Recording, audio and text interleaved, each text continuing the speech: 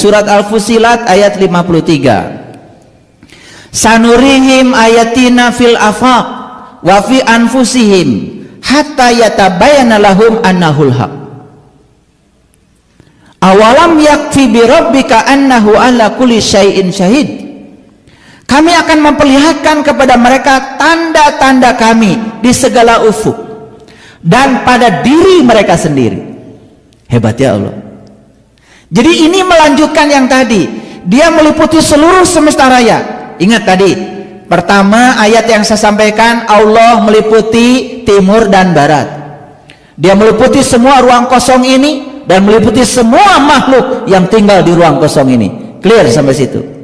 Dipersempit lagi dengan ayat, sesungguhnya Tuhanmu meliputi segala manusia. Berarti Tuhanku dengan Tuhanmu sama. Bukan Tuhan yang banyak, tapi Dia yang satu meliputi yang banyak. Hati-hati. Paham? Oke. Jadi sesungguhnya tubuh kita aja yang berbeda, tetapi yang ada di balik tubuh kita adalah Dia yang satu, Dia yang sama, Dia yang maha tunggal, yang meliputi tubuh yang berbeda. Ini tauhid. Jadi tauhid itu bukan ngaji mengesahkan Tuhan. Tuhan tidak perlu diesahkan oleh kalian. Tauhid itu adalah ilmu mengesah bersama Tuhan. Sadar kalau Tuhan meliputi semuanya, Dia yang maha tunggal meliputi saya dan meliputi Anda. Wujud tauhid adalah akhlak. Tidak orang yang bertauhid akhlaknya mulia, memperlakukan orang lain seperti dia memperlakukan dirinya sendiri. Itu tauhid itu gitu.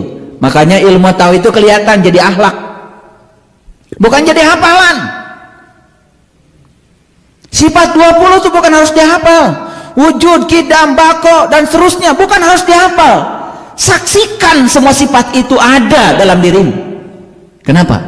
Bukankah Allah sudah meniupkan ruhku ke dalam dirimu?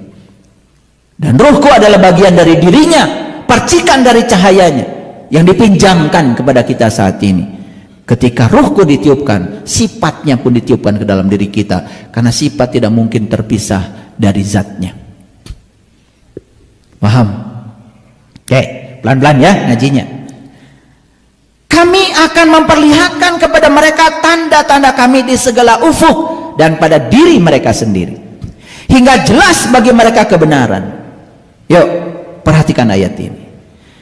Kita akan jelas melihat kebenaran kalau kita sudah bisa melihat Dia di segala ufuk dan melihat Dia pada diri kita sendiri.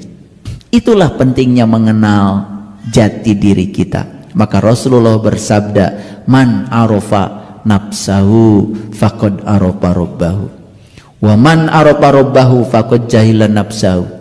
Barang siapa yang kenal dirinya, maka dia akan kenal pada Tuhan. Dan siapa yang mengenal Tuhannya, maka dia akan merasa kosong, merasa bodoh di hadapan Tuhan. Gitu. Kan dokter juga ingin mengenali darah kita.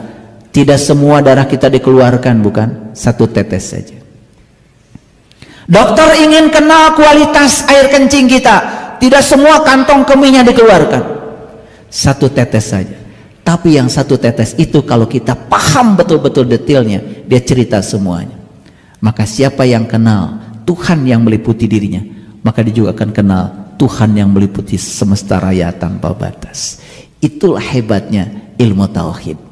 Kalau benar belajarnya, makanya cari orang yang tahu, dan dia tahu bahwa dia tahu. Awas, jangan cari orang yang tidak tahu, tapi dia tidak tahu bahwa dia tidak tahu, tapi dia sok tahu, seperti yang paling tahu. Kalau ngajar seperti yang sudah tahu, padahal dia itu tidak tahu, cuman dia tidak tahu kalau dia tidak tahu. Yang seperti ini nggak bisa mengajarkan. Paling kalau ditanya marah. Coba tanya sama dia, Bapak, gimana caranya supaya saya bisa ingat sama Allah? Murtad kamu. Ingat sama Allah ya sudah, ambil tasbih. Subhanallah, subhanallah, subhanallah. Itu ingat apa nyebut?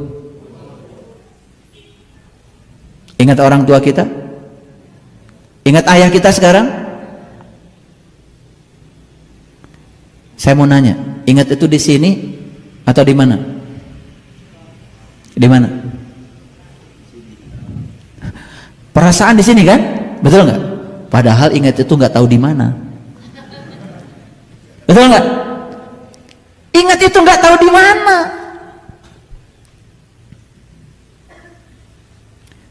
Dan Allah juga tidak menempati ruang dan waktu. Dia al-zat yang laisa kamitslihi syai'un. Makanya pertemuannya juga di mana? Saya juga tidak tahu, tapi bisa ditemui.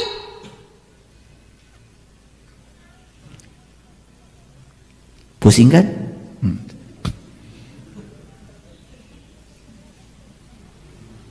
Makanya supaya nggak pusing, belajar sama orang yang tahu.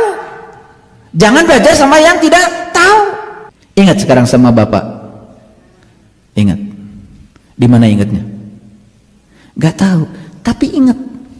Betul? Apakah ingat sama bapakmu itu harus nyebut-nyebut namanya?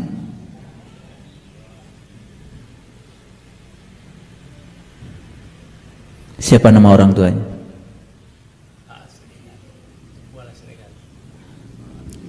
Pak Siregar. Nama orang tuanya bapak ini Pak Siregar. Saya belum pernah ketemu. Kan saya susah ingatnya. Betul apa tidak? Ya udah, supaya ingat langsung ambil tasbih. Siregar, Siregar, Siregar, Siregar, Siregar. Bakal ingat kan saya? Kita bertahun-tahun beragama, membedakan ingat sama nyebut aja sampai sekarang masih belum jelas. Banyak-banyak zikir ya? Ya Pak Ustadz. Prakteknya nyebut. Itu yang membuat selama ini salah alamat. Masuk akal nggak yang saya bicarakan ini? Sampai Allah mengatakan di Quran, "Faida qadaitu manasikakum fazkurullah kazikrikum aba'akum." Surat Al-Baqarah 200. Catat itu kalau nggak percaya. Dikira saya ngarang. Mengingat Allah itu persis, kata Allah, seperti kau mengingat bapakmu. Gak bisa disangkal, itu kan Quran. Semudah itu bagi mereka yang tahu. Kalian ingat sama orang tua sekarang? Jangan paksa saya ingat sama orang tuamu. Karena kalian juga tidak bisa dipaksa harus mengingat orang tuaku. Bapak saya namanya Bapak Muhammad Komar. Ibu saya namanya Ibu Ipik Sadiah. Monggo diingat.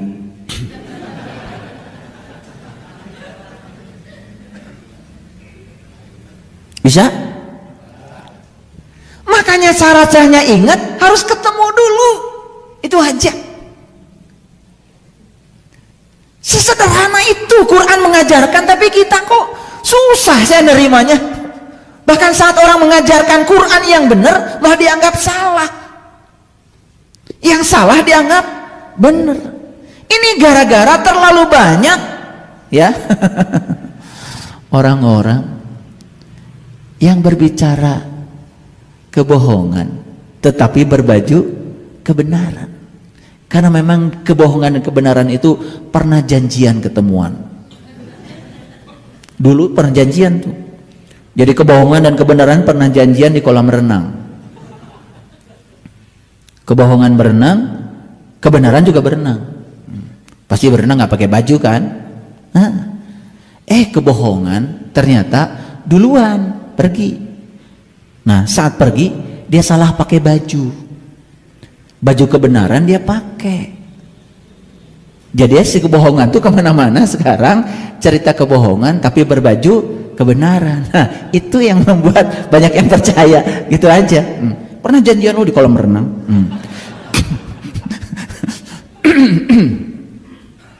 Nah lihat saya semuanya. Apakah kita sudah menyaksikan tanda Allah pada diri kita sendiri? Kalau belum, berarti kita belum menemukan kebenaran. Sehingga ayat yang tadi sudah dipahami, sesungguhnya Tuhanku meliputi segala manusia. Itu baru dinding luar, baru aspek luar. Kita harus masuk lebih dalam lagi sampai bisa menemukan bahwa Dia ada bersamaku, sampai bisa menyaksikan bahwa Dia tidak pernah meninggalkanku. Itu. Karena kalau belum masuk, ini sengaja saya urut ya ayat-ayatnya tadi. Pertama dari yang luas dulu, Allah meliputi timur dan barat kan. Lalu kemudian Allah mengatakan, aku meliputi dirimu, betul nggak? Gitu. Nah, lanjut lagi, lebih dalam lagi. Allah bilang, kalau kamu ingin menemukan kebenaran, tidak cukup kamu melihat kebesaranku, tanda-tandaku di segala ufuk, tapi kamu harus menyaksikan tandaku pada dirimu sendiri. Kalau saya punya air nih, 1 gelas, saya ambil 1 tetes, air bukan? Gak bisa dibantah kan? Jadi kalau yang 1 gelas air, yang 1 tetes air.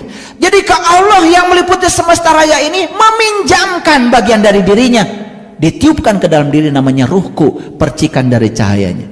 Berarti percikan dari cahayanya, bukankah Dia juga? Masuk akal? Oke, turun lagi gelasnya ke bawah. Mau menemukan kebenaran? Apa kata Allah? Saksikan tandanya pada dirimu. Bagaimana menyaksikannya? Sayyidina Ali ketika ditanya habis wudhu, ya Ali, kenapa wajahmu begitu pucat, bibirmu bergetar? Apa kata Ali? Andai engkau tahu siapa yang akan aku sembah, kau akan merasakan perasaan yang sama dengan aku. Ya Ali, kau bisa melihat Tuhanmu? Aku tidak mau menyembah Tuhan yang tidak bisa aku lihat. Ya Ali, dengan apa engkau melihat Tuhanmu? Ru'yatullah bi ainil qalbi. Aku melihat Allah Tuhanku dengan mata qalbuku. Makanya Ali kemudian diberi gelar gerbangnya ilmu. Rasulullah disebut kotanya ilmu. Makanya kata Rasul, kalau kamu ingin sampai di kotanya ilmu, lewati dulu gerbangnya ilmu. Oke. Lanjut. Lebih dalam lagi.